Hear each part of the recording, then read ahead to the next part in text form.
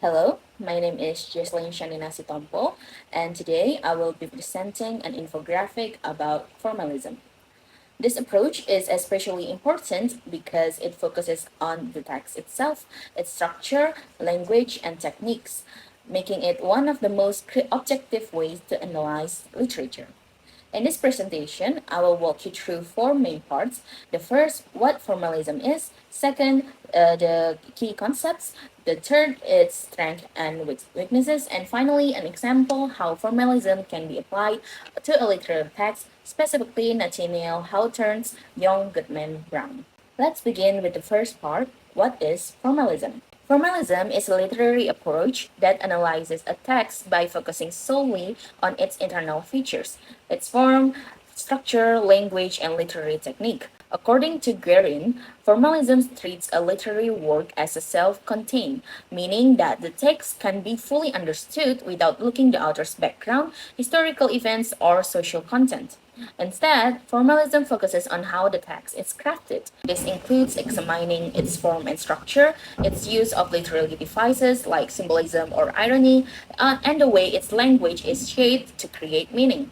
One of the most important ideas in formalism comes from Victor Skolsky, who introduced the concept of defamiliarization.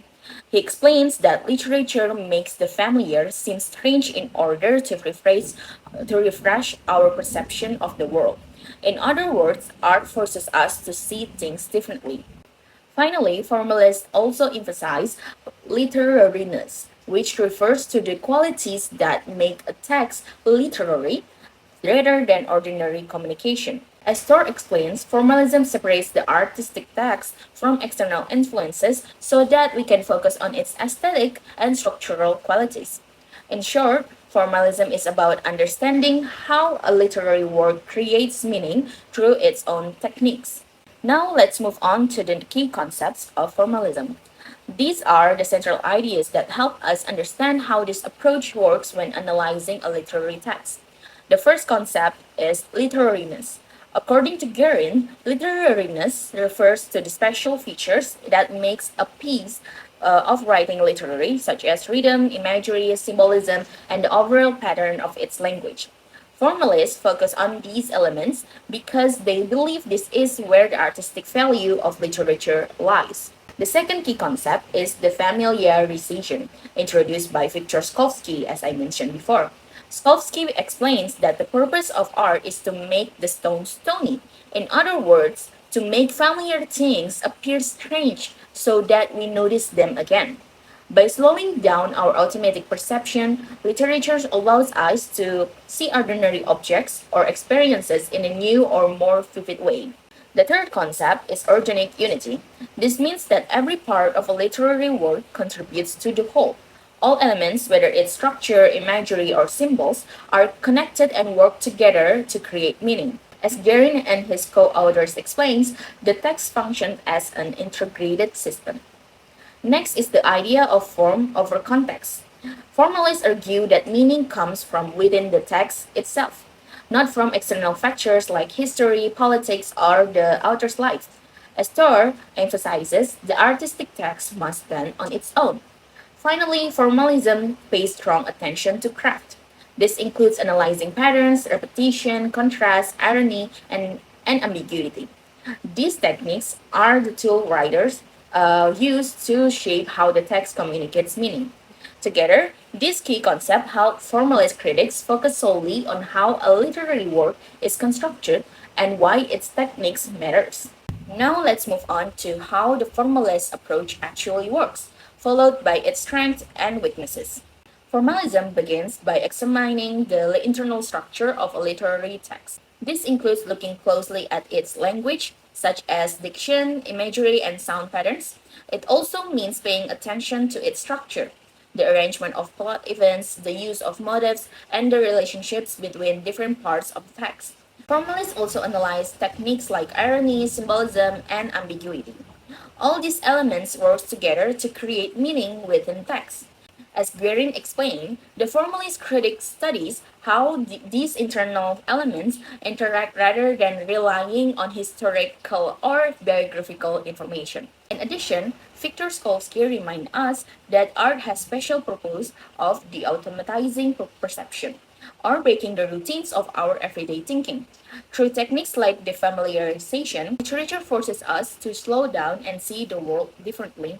This reinforces the idea that for formalists, form is not decoration, it is the meaning. Now, let's look at the strength of formalism. One major strength is that it provides clear, focused textual analysis. It emphasizes that craftsmanship of the writer and pays attention to how artistic choices shape meaning. This approach also works especially well for poetry and highly structured fiction, where form plays a crucial role. And as Thor points out, formalism encourages a more objective interpretation because it bases analysis on the text itself rather than outside influences. However, formalism also has several weaknesses. The first one, it tends to ignore the historical, cultural, and social context that can shape literary work. It also overlooks the reader's personal experience, which often influence interpretation. Additionally, as noted by Guerin, formalism may reduce literature to technique alone, sometimes missing the emotional and ethical dimensions of the story. So while formalism offers a precise and focused method of criticism, it is also limited by its avoidance of context and reader response to it.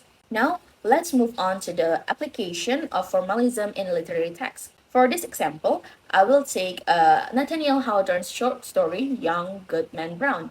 This analysis is based on the explanation provided by Guerin et al. From 2005. Formalists pay close attention to ambiguity because it is one of the key literary devices that creates multiple layers of meaning within a text. In Young Goodman Brown, ambiguity plays a role in shaping the story's effect. The first form of ambiguity appears in the uncertainty of events. Readers never know for sure whether Goodman Brown's experience in the forest actually happened or it was only a dream for him. This uncertainty creates the tension and forces readers to interpret the story based solely on the way it is constructed, rather than relying on historical or psychological explanations.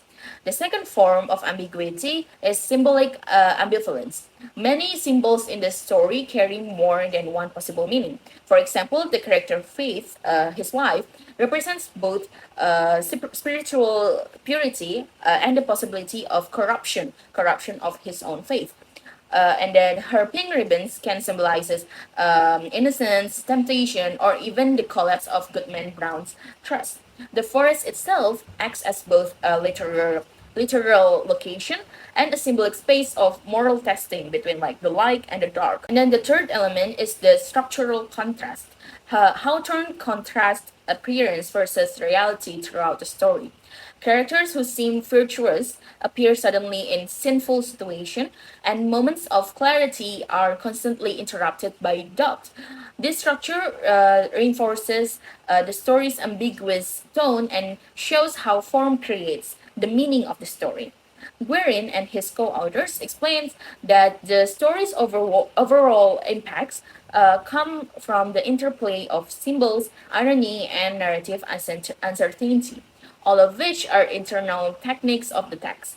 From a formalist perspective, this ambiguity is not a flaw, but a deliberate artistic choice by the writer itself. Through these techniques, that the story expresses its themes and emotional power. So in this example, formalism helps us see how ambiguity operates as a literary device, shaping the reader's experience through structure, symbolism, and form without needing to look beyond the text itself, outside the text itself. That's all for me. Thank you for listening my presentation and explanation.